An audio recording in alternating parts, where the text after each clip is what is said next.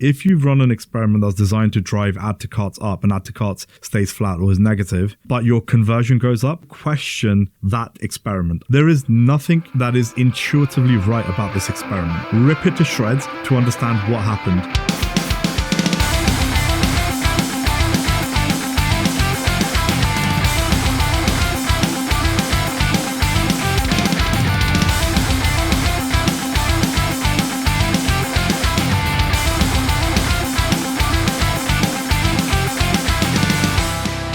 What is going on, certified homies? Welcome to another episode of From A to B. We have Shiva and I'm joined by Bhavik, the sick Patel, a repeat guest, but I had to have him back on because the vibes were immaculate last episode. Bhavik, you're a director of analytics and experimentation at Lean Convert, founder of Crap Talks, and just certified homie. So, Bhav, welcome back. Thanks, Shiva. I completely forgot about the nickname you gave me, Bhavik, the sick Patel. I love it, and I completely forgot all about it. So. Have you done anything sick recently? I've started getting healthy, which is hell yeah. Which for me is like stupidly sick because I 6 months ago I took up boxing and now I've been like on this absolute health kick and it's and I'm focusing on consistency over intensity, which has been a problem for many people I guess in the past. They focus so much on intensity, like going hard initially, and then it kind of like dies down. So actually my strategy this time has been over on consistency rather than the intensity of like training. So like doing it more, just like 3-4 times a week. Over sort of like going hard like 2 days a week and I'm injured for a week. There's some parallels with that in experimentation, right? It's velocity over quality, right? Yeah, exactly. I mean, I think velocity is okay, but it needs to be quality. Yes. I don't know. I think in the experimentation, I would go for a velocity over quality anyway. All right, well, that's not the topic. I'm going to put a pin in this. That's not the topic for today. The topic for today is actually, are CROs too data driven? And I think it's clickbaity. I don't really care. It is clickbaity, but I do think there is conversations happening in our space or surrounding the space of experimentation in product and engineering and marketing that perhaps people are too data driven. So before we go into that, I want to actually bifurcate what that means, because when people say we're too data driven, it means many different things to many different people. So I'll break this out into two that I've seen. The first one, which I don't think is data driven, but I'm curious on your thoughts, is Bhav. Mm-hmm. When people say we're too data driven, people are saying all you care about is conversion rate. We need to care about lifetime value. We need to care about, long-term rather than short-term metrics. And to me, that's not a conversation about data-driven versus not. That's the wrong metric while trying to be data-driven. But to me, that's not the fault of a mindset of being data-driven. Do you agree with that? Yeah, I think so. I don't think I've ever preached an example where I've stated or heard anyone logically or reasonably state that actually having the certain types of metrics makes you data-driven. It just means your measurement framework is correct, right? You know what you should be measuring. Whether you do or not, you do it properly or you do it consistently, I think is a different story. But I think generally to your point, yes, maybe there are some metrics which get more loving than the other, but I don't think that's by the very definition of it not being data-driven just because we focus on one metric over another. The measurement is the easiest part of being data-driven, right? Just picking the right metrics, having a general strategy. The harder part is actually collecting all of the data and getting everyone into that process of actively seeking out data. Actually, I wonder what do you think about that? Is that true? Do you think it's harder to collect? See, it's a tough one because in my head, having the right metrics seems like it should be the easiest thing. Yeah, right? You just pick different metrics theoretically. Yeah, but I don't think this is as easy as people think it is. For years, I've been thinking, oh, this is easy. Like, why are people not looking at the right metric? And I realized that there is a fundamental lack of understanding about how a measurement framework should be made. So I don't think I disagree in the sense that it's the easiest part.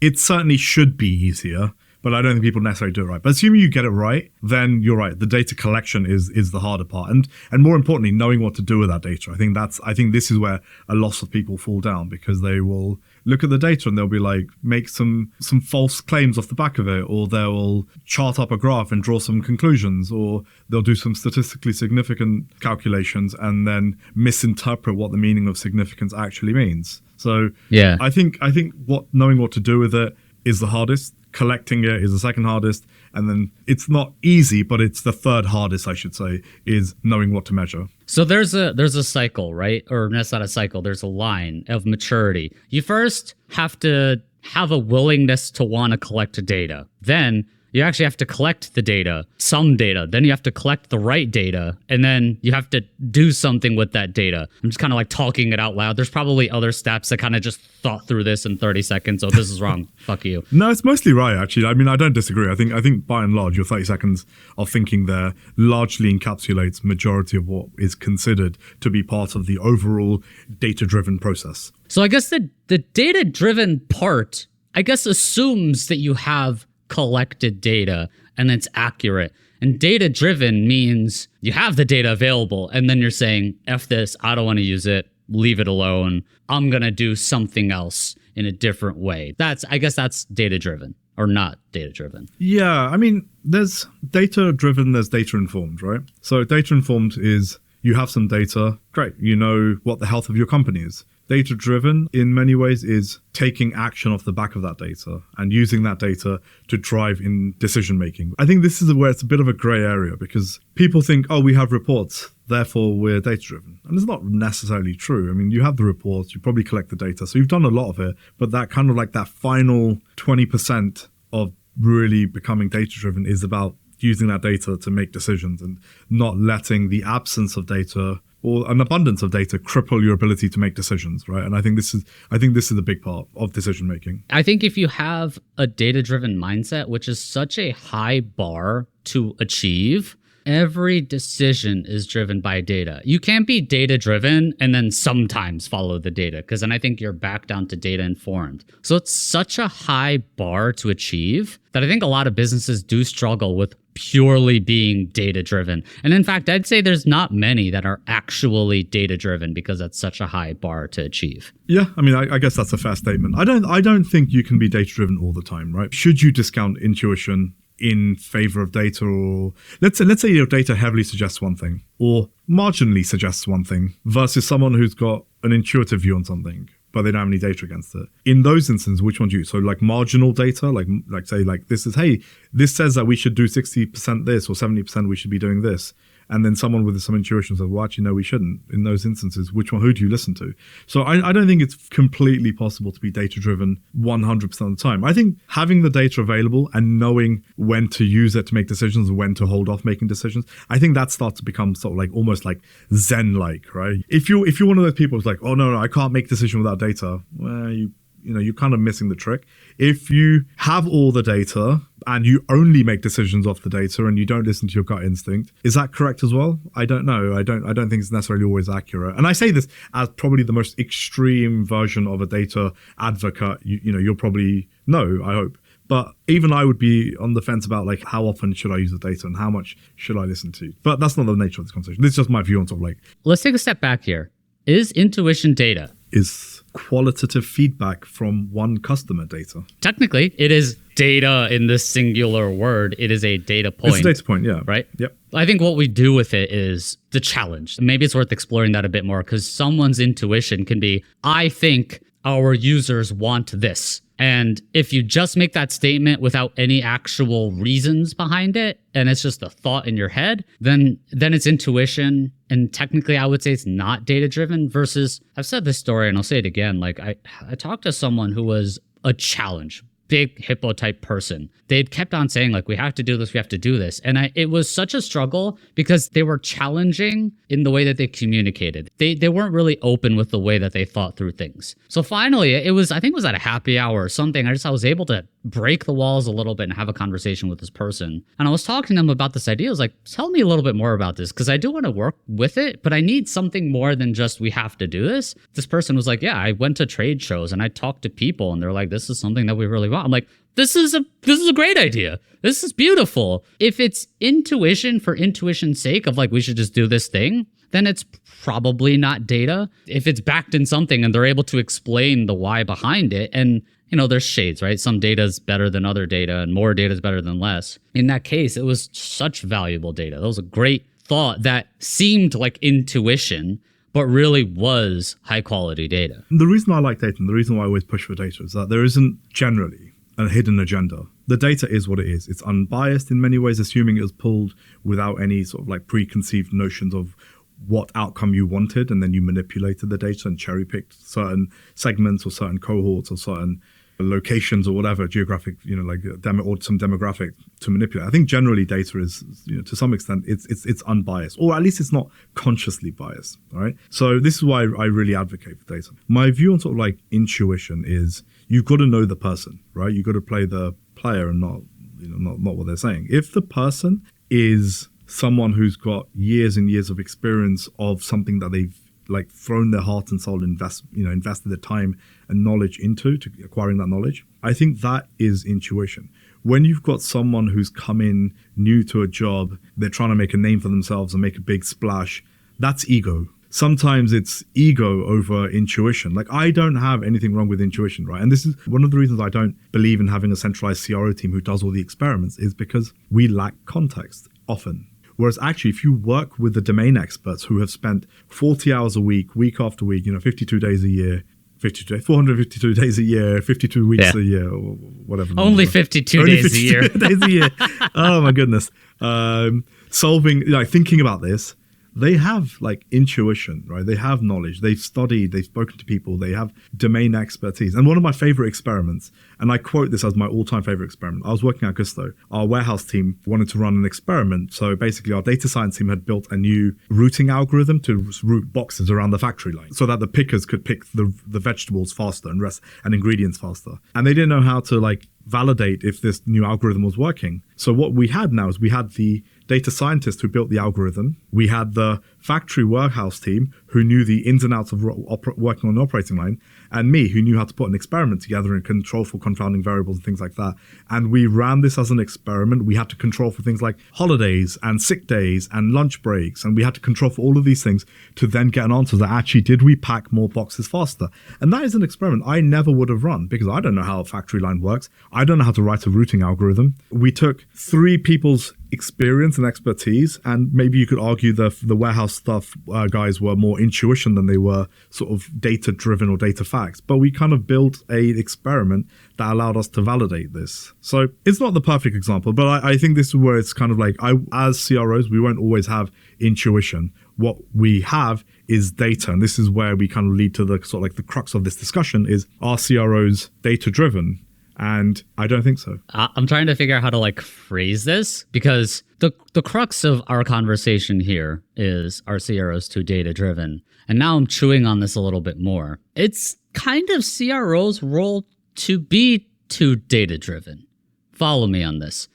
Because the product owner, they have a lot of other things they need to juggle and manage. Engineering has a lot to product to manage, all this stuff. All these functions are managing a lot.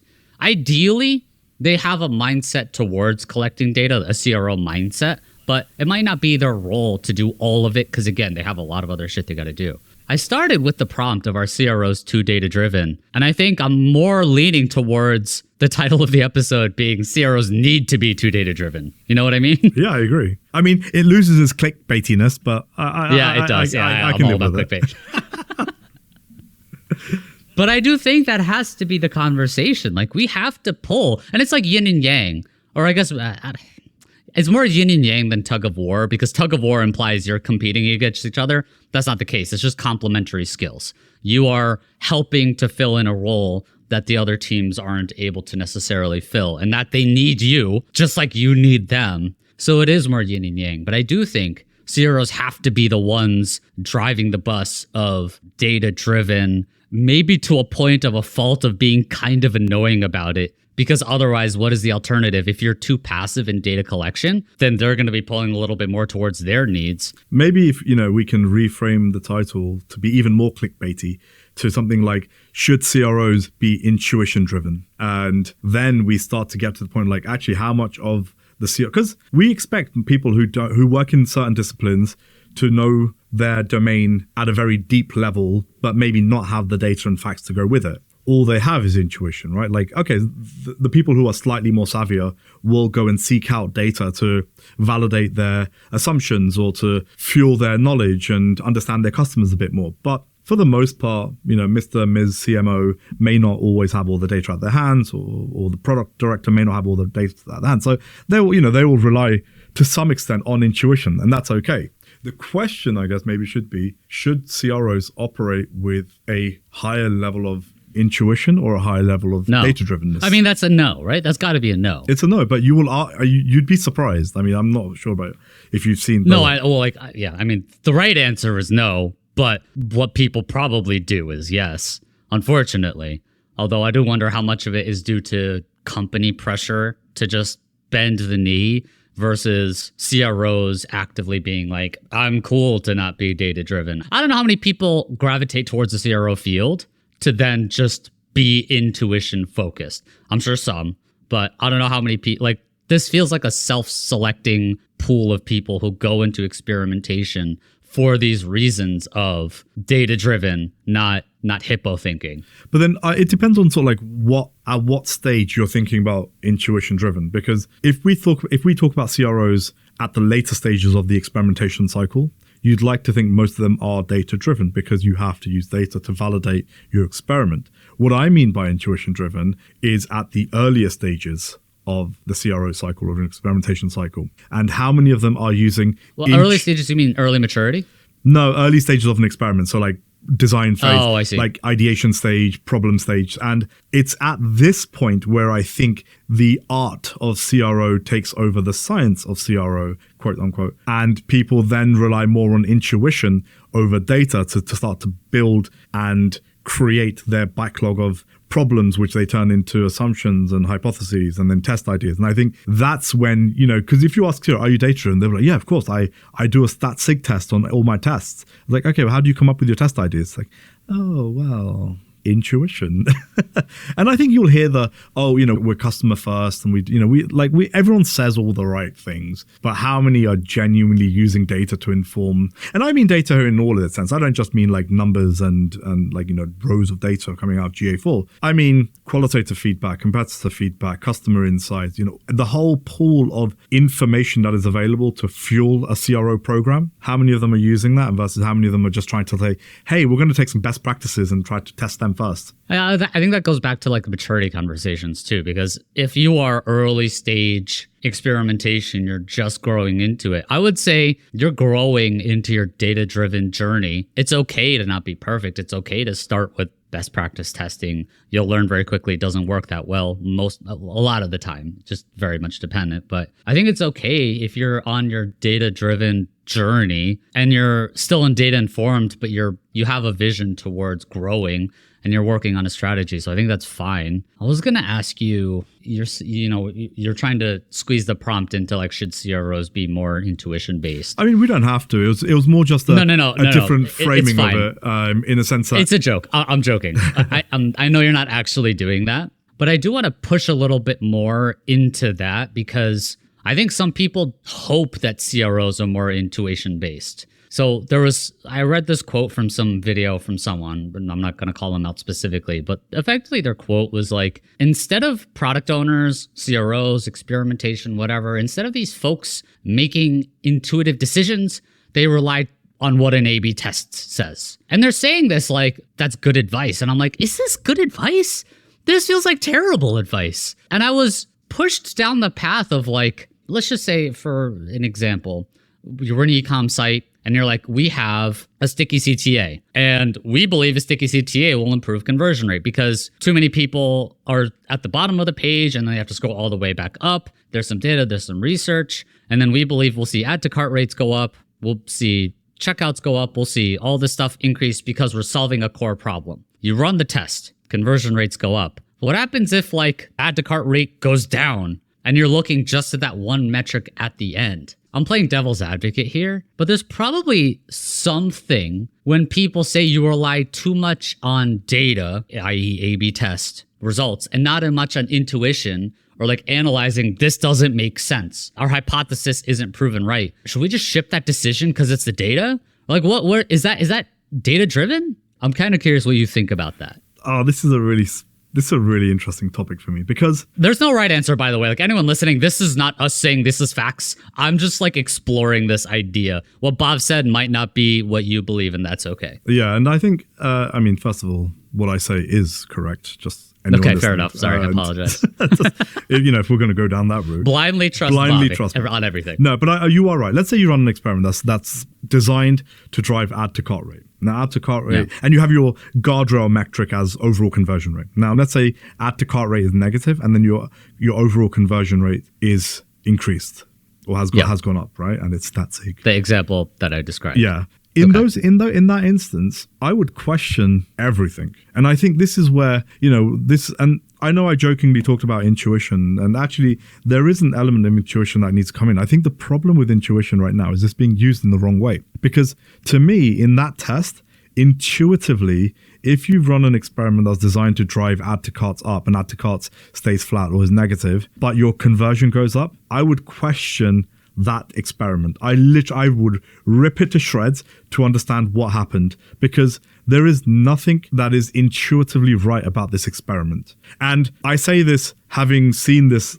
countless times where the thing you wanted didn't happen, but the thing you were just guardrailing against make sure, hey, look, we don't want to hurt conversion. That actually goes in the, and I'm like, A does not equal B here. We're not talking about causality here. There is something else that's a bit more sinister at play. I use sinister lightly. It's not really sinister, but there's some type of fluke or statistical anomaly that's at play here. And I've seen rationalization over the years of HARKing, right? Yeah, this exact example where people have tried to rationalize this behavior where the thing you wanted to move didn't move, but something else moved. They're like, oh, well, actually, we drove awareness. So the people who did add to cart were more likely to buy because they saw the navigation at the top. And it's like, how did the hell you took some massive detours to get there. I have no idea how you got from A to B because you've ended up at like Z. You just said the podcast episode. Or podcast. That was not intentional. The hell of it. Sorry, it's funny because I just so excited by the for A to B that I said. I was so excited because it happened last episode too. And it was totally accidental. It was, I think Moshe said it and he was just talking. He's like, yeah, you help you get from A to B. And I'm like, nice. You should have like one of those sounds that when someone says it, you play the sound. Yeah. Anyway. So I think what you're describing here is hypothesizing after the results are known. That's called HARKing. Here's the thing though. I think that's okay. I think it's okay to hypothesize after the results are known, but it's hypothesis. It's not, well, it's a HARK. It's not a FARK, a fact after, right? It's a hypothesis. It's a new thing that you should try and explore further. And it's okay. I know people say like, don't HARK. I get it. I think my challenge to that is it's okay if it's just another data point for you to now continue to explore because we don't know what happens with tests. That's why we run them. We don't know what's going to happen. So if something else happens that we don't anticipate, one, good job. You learned something new. That's literally why we do this. But two, hypothesizing after the fact is fine as long as you continue to hypothesize. HARK, not FARK. Yeah, I agree. So I'm not here saying like if you see something interesting off the back of your result, you should discount it because it wasn't something that was planned to move. I would just say don't take it as fact and rerun the test to see if you can replicate the results. And I think this is where people look for shortcuts. Oh, we were testing this, but that didn't happen. This else amazing thing happened over here, and therefore it's a winner on something we can. Are you still data-driven though? If it wins? I don't think that makes you. I think people seem to think that just looking at data makes you data-driven. Understanding how to interpret that what you're seeing is at the heart of being data-driven. And the problem with this is that it's so subjective because you need someone like me to tell you that you are doing HARKing or FARKing. So I actually don't know what the acronym means. I've heard it said and I googled it. Hypothesizing after the results are known. Oh, known. Okay. HARK. Hypothesizing after results known. Okay, so that silent K that was throwing me off. I was like, what the hell is the N? Sorry, the K. It's not a silent K. It's a hard K. It's HARK. No, in knowing, in the word know. I was like, what are we talking about? Okay, no, so that's the silent K in no is what's anyway. Yeah, I mean, you British people add like ease, century, and everything. We're going to go down a new avenue here of discussion of like personalization of whose grammar is correct, and it's English, not American, right? Let's just remember. Anyway, I'm Indian, so none of this is relevant to me. Same. So we're talking about HARKing, right? It's okay to HARK. It's not okay to FARK. Hey, y'all. Post-production Shiva here. I slightly misinterpreted HARKing, so let me clarify. HARKing is when you literally change the hypothesis after the test is run to make it seem like you knew what would happen all along. So this is bad. In the example that I gave where we said a sticky CTA would improve conversion rates, if you hypothesize sticky CTA equals increase in conversion rates, then you run the test and you see that the results actually decrease conversion rates.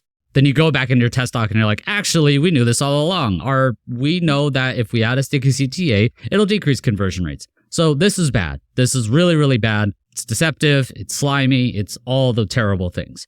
Where I was coming at with HARKing versus FARKing was effectively, if you run a test, sticky CTA, and you run it and you see, we hypothesize it'll improve conversion rates, and it doesn't. Then you look at the evidence and you say, well, actually, more people clicked on the add to cart, but not everyone then proceeded to go down the conversion rate. Where I'm called it HARKing, even though this was a little bit incorrect, is saying, okay, well, now you have new data and evidence, and now you can create a new hypothesis. That's where I was kind of going with HARKing versus FARKing. Like, now we have a new hypothesis after the fact. That's how I interpreted it, but that was wrong. What's good is after you run the test, you learn something new, and then you run new tests to validate a new hypothesis that you generated. That's good. Bad, run a test, it doesn't support your hypothesis, then you go back and retroactively change the hypothesis. Good, run a test, disproves your hypothesis, new hypothesis generated, test the new hypothesis. We good? Good. Now let's get back to the show. So I know we're talking, I don't know what the fuck we're talking about. Well, just gonna I think we should talk about the fact that we're not wearing the same clothes. No, we just did a costume change. It was great. And for the podcast listeners, they don't even know we had a costume change. Oh, this is true. This is true. Basically, we had some technical issues, and we are now in the future 2 days from our recording because time travel. That's the reason why we figured out time travel, because we're data driven. We did. One example I want to discuss with you is if someone runs an A/B test, they see the results, it's positive, and you've replicated the results. So you know for a fact that the results are green, but you don't know why. And I know this could lead into a little bit of HARKing like we discussed before. What do? Do you ship the decision? Or do you say, well, we don't know why it won. It might have unintended consequences, so we don't ship until we figure out exactly why. Well, we were talking about winning in the sense that the metric that was the outcome wasn't the one that we had initially tested for, right? So yeah. I think when we were talking about this just moments ago before we time traveled, we talked about the fact that actually we had a winning result. So we saw an uplift on a metric we hadn't initially planned to have an uplift for, or we were using as a guardrail uplift metric. Then we ran the test again, and the same thing happened, and we were able to replicate this. In this instance, we have a situation where the thing we were testing for was flat, but the thing we weren't testing for went up. Now we've tested it. What do?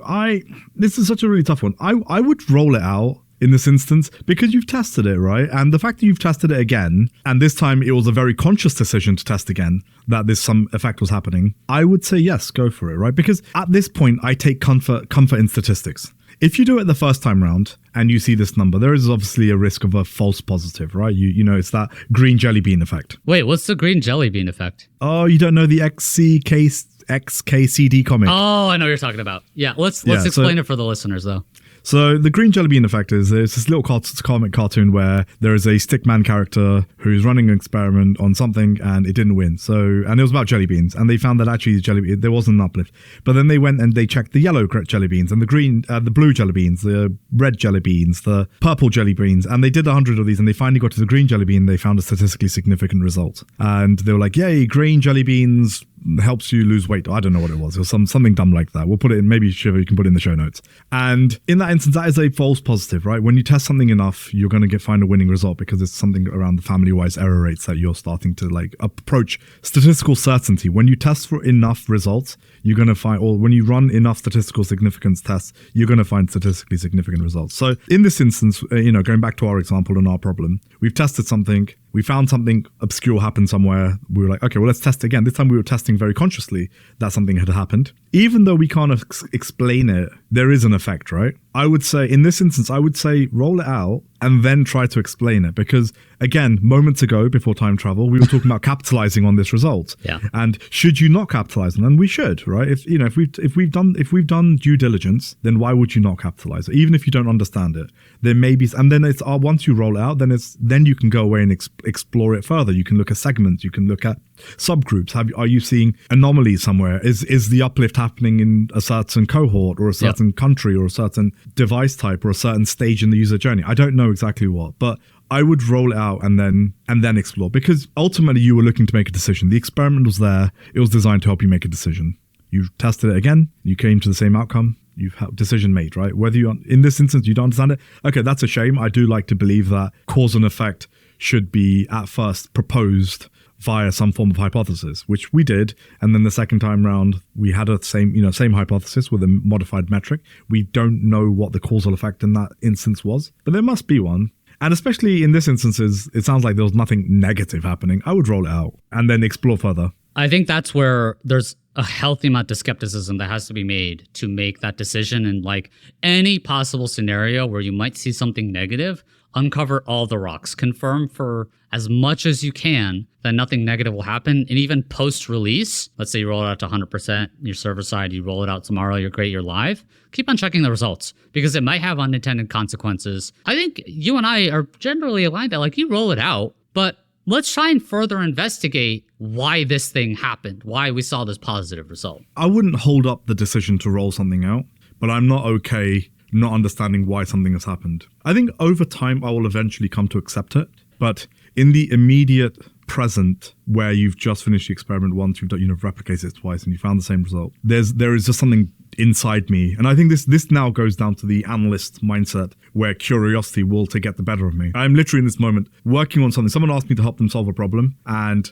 I started doing it. I was like, okay, this shouldn't take too long. I'm now 2 hours in and it's still bothering me that I can't solve this. So I think this example where we're talking about sticky CTAs or whatever it might be, where you've seen a result that is unexpected but replicated, I don't think I would be okay with it. So at least not for a while. Eventually I'll probably be like, I need to give up and I have other things to do. But I think there is a big part of me that just wouldn't be okay with it. And that's okay. That's my healthy level of skepticism, to be able to understand it. Or to explain to someone, actually, even if it's not known fact or determined fact, to be able to say, here are some potential reasons. And it could be, you're now citing UX laws. You're now citing other hypotheses. You're now citing mindset changes or assumptions. Like, that's okay. I'm okay with citing those, like what we think it could be, even if we can't positively prove it. If we can, I'm okay with being able to try, as long as we can try to come up with an explanation or a series of explanations that could explain it. And then who knows, through those explanations or investigations, we might be able to uncover why, and then we can go and test properly and then see if that is the reason. And part of this conversation about being data-driven is thinking ahead as part of the hypothesis to make sure you have metric tracking in place to investigate that hypothesis. So I think in many cases, many junior CROs literally think optimize for conversion rate. I just need that one conversion rate metric number to go up. The micro conversions aren't always going to be your decision-making metrics. When I say micro conversions, I mean add to cart, checkout, visit PDP, etc., engage with the thing. So I'm not saying you always use those as your primary conversion metrics for determining test success. But part of being data-driven is looking at the behaviors, analyzing the behaviors that roll up to ultimately bigger picture changes. So part of being data-driven as a CRO, you have to be tracking these individual things in some capacity that will make you driven to the data if the data is available, back to like our step process, right?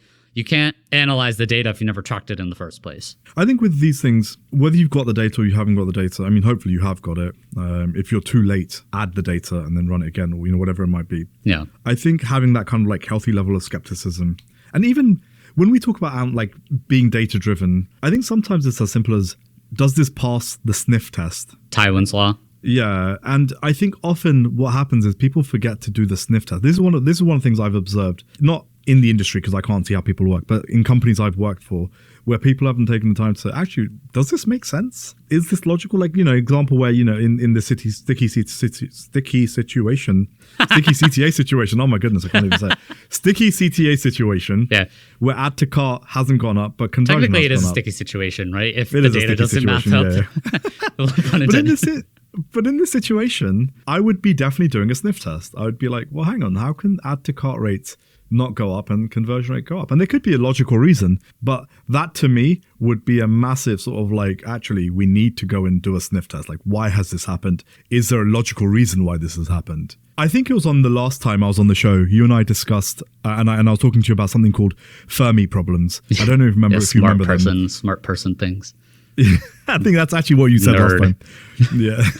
And the Fermi problems are these type of situations where you basically do some back of the envelope, back of the napkin type calculations. To be able to do Fermi calculations, I think is such a skill set to be able to look at these numbers and say, actually, you know what, this math isn't mathing, or maths isn't mathsing, because I'm English. We don't say math. And I think people often forget to do that kind of sniff test. There could be a perfectly logical explanation why something like that has happened, but I always start from a point of skepticism when I see things like this. I always question the fact that actually our primary metric is flat, but we've seen something else further down the line or somewhere further away that has gone up or gone drastically down, and there is no logical explanation to be able to do that. And then you do, as you said, if this has gone up 1%, and then subsequently something's gone up plus 10%, it's like, hang on, this just doesn't make sense. So I think all of this, I think ultimately we were trying to distinguish between should CROs be data-driven or should they be whatever driven, and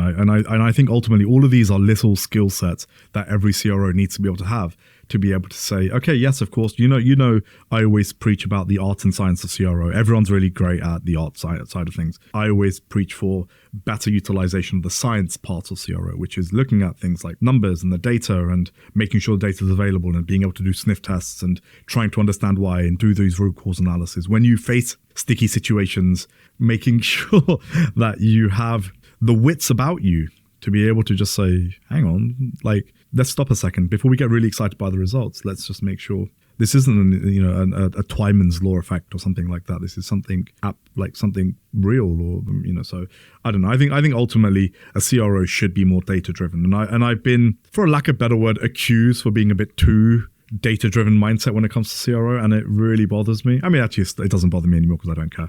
But it annoys me that people think that there is such a thing as being too data-driven in our industry, in our field. We are doing data analysis at the end of the day. CRO ultimately comes down to being able to take the numbers and the data points you get and draw insights and conclusions of it. If you can't do that, if all you're doing is letting sort of like your excitement of a result dictate whether or not something won or lost or something like that, I don't know. I think it starts to get to bias. And I think, again, before we time traveled, we talked about there's a gray line between intuition and ego, right? Intuition applied at the right time is correct. Intuition applied to override results, to negate results, or to even say, oh, no, we don't need to test that. I think that starts to become borderline ego. It's not going to be a purely CRO decision. And it's not going to be a purely product decision. You have to make a business decision. And that person pushing back saying they relied too much on what the A/B test says and not an intuition, I think that intuition, just like you said, that smell test, that should be part of the conversation where you're like,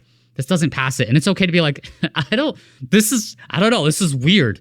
Maybe we should roll it out and see what happens, but have a backup plan in case something weird gets observed in the back. I think that's totally logical. But on the flip side, if you're like, we shouldn't roll it out because we don't know what happened, that's also fine. For those instances where things don't math up and it's strange, you need to balance intuition and the results. But in some cases where if you have a kind of crappy product owner and they're like, you have the results, it's conclusive, you have the research that backed into the results, everything is green, and then you have a product owner who's like, yeah, you rely too much on your numbers, you nerd. I'm intuitive, I have a gut. Then that person sucks. And then on the flip side, if you have that CRO who is none of the maths up and they're like, but it won, so fuck you, you're an idiot, why don't you trust the science? That person's an asshole. So there's like, we should live in that middle ground of that nuance. We should live in the middle ground. I agree. I think, in the example we've been talking about, intuition would get us to test again. Common sense would get us to roll it out after the second test. Love that. That's a really great summary, because that's where, and to be honest, that's where you think about when you're working with humans in this role. Like, if you're this shitty CRO who's yelling at the product owner because they're not following the math, that guy's not gonna like you. He's gonna hate you. He's like, dude, fuck you. Like, shut up. Like, don't be an asshole. And on the flip side, if that product owner, the advice for product owners, if you just keep on saying, I trust my gut, fuck you, you nerd, with your math and your stats and your p-values, that CRO's gonna be like, dude, come on. We gotta just kumbaya. I think obviously we've been talking about a positive in the instance where the primary was positive, but there was some random effect down the line that was negative. Yeah. I think we would see a very different conversation where we, in this case, the product person would be pushing for a repeat test because they'll be like, oh, I really wanted this to win. So, and this shouldn't have gone down. So let's repeat it again. When the CRO might be like, well, the guardrail was down. Why would we want to test it again? So in that instance, we're going to see like the counterbalance of these things. And what I find really interesting sometimes is when you see your primary, or the thing you're testing, the micro conversion, whatever you want to call it, that goes up, it's stat sig. And then you see a slight drop in conversion. Now, the slight drop in conversion is not stat sig, but people and humans generally are really unable to then start to think about probability and the likelihood that actually that thing that is down slightly, like the absolute value is down, but it's not stat sig. It could only have reached like 70% p-value. They're, or 0.07 p-value. And they're going to be like, oh, I think those instances, this is where it really tests your mettle. If you're a good CRO, if you're a good product manager, and you find a result that wins in your primary, slightly down in your guardrail, but it's negative, but it's not stat sig, to have the courage and conviction to roll out in that instance, I think that's when you've really got balls of steel. If the CRO is accountable for doing that, that's great. In many cases, it's not the CRO that's responsible for making that change. It's the product owner. And that product owner might push you on that to be like, yeah, but the tool showed a red number, so I don't want to do it. And it's like, dude, it wasn't stat sig. Like it's like 20%. Like, what are we doing here? The number is so small. The lift is so small. It's not a significant number when everything else was. That's because I think, again, and this is where like it's so important to be data and numbers and stats driven, because people panic. They don't know how to stay calm in these type of situations and understand that there are like certain degrees of variability in any number that you look at. When we say guardrail metrics and we want to make sure they don't move, we don't mean they're going to be exactly the same. We mean that whatever we see is not going to be so extreme, right? And the same way as we look at the primary. Anyway, I digress. So if we had to wrap here, I think what I wanted to explore this topic here and ultimately come away with, my biggest takeaway is like CROs need to be pushing on being data-driven. Other people will perceive us as being too data-driven, but that's what we have to be. We kind of have to be the people who are too data-driven because there's going to be a tug of war from other people who will want to pull it back just a little bit. If we're doing 120% and they pull back to 80%, then we normalize at 100 and we're both fine. If you're giving in too much, then they'll pull back even further. So I think CROs have to unfortunately be the bad guys and keep on pushing on being data-driven, because there will be other folks that you work with who won't be as data-driven as you. And it has to be on us to keep on raising the bar more and more. Yeah. And just be human with the people who say things like, you trust your results too much, you nerd. We need to rely on our intuition. There are logical reasons behind that. And you have to work with practicality. Thankfully, no one's ever said it quite like that, but I do understand. I think no one calls you a nerd. No one calls I called you a nerd like 3 times in this podcast. Yeah, but you say it with love. I've never had it said with like malice or something like that. Yeah. And I think like it's, with all of these things, there's nothing wrong with being a bad guy. At some point in our career, we have to be the bad guy. It's just, you can be an arsehole bad guy or you can be a respectful bad guy. And I think there's nothing wrong with it. Cool. All right. So Bhavik the Sick, what is it time for? It is time for shit you need to know. Let's go.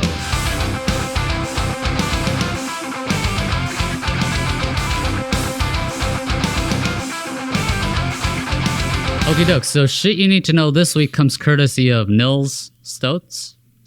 God, Nils, I'm sorry. Yeah. We met in person too, and I didn't even bother to understand your last name. So Nils, you had a really great post about like the 9 mental models to build an experimentation mindset. And I don't want to go over each individual one, but there were 3 that I thought were very particular to this conversation. And I think it's particularly important because we just talked about being data-driven and having that mindset as a product owner or whatever role you might be. We need to embody this mindset. One of the 3 that I wanted to call out was a bias for action. In the face of uncertainty, it's better to act and learn rather than to wait for perfect information. Quick iterations lead to faster learning and improvement, which I think embodies literally everything we just talked about, right? Sometimes it is worthwhile to bias for action because you're never going to have the most perfect evidence for everything you want to do.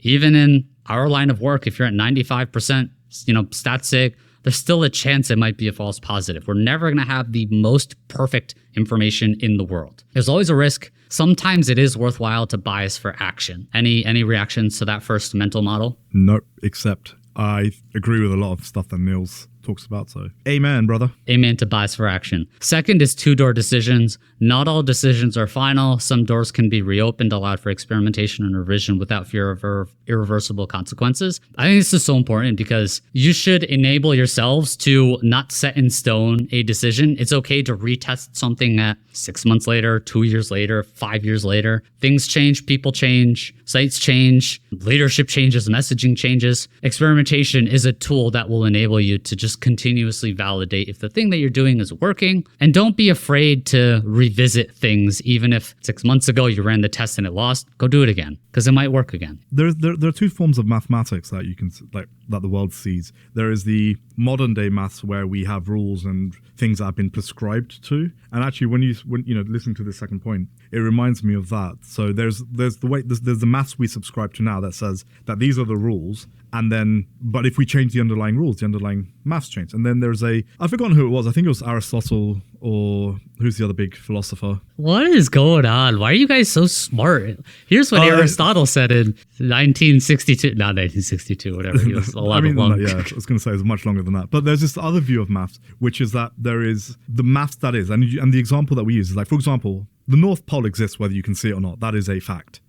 But modern day mathematics is based on rules that we've designed. And if you change those underlying rules, then these sort of like succeeding maths changes. User experiences things is very much like that. It's not this Aristotle or whatever the other philosophers' ways where user experience is set in stone and defined. It changes as the world changes, as technology changes, as experiences change. Therefore, if something that worked a year ago may not be true today because expectations have changed, users have changed. Like there is, every year there is a new group of users coming through that are becoming potential prospects, and they're very different to your users who are from like 20 years, who are 20 years older, and you have to retest and reevaluate your assumptions. So I think applying this sort of like rule, this mindset where if the underlying rules aren't set in stone, especially when it comes to user experiences and website behavior and things like that. And there's two categories of variables, internal and external, right?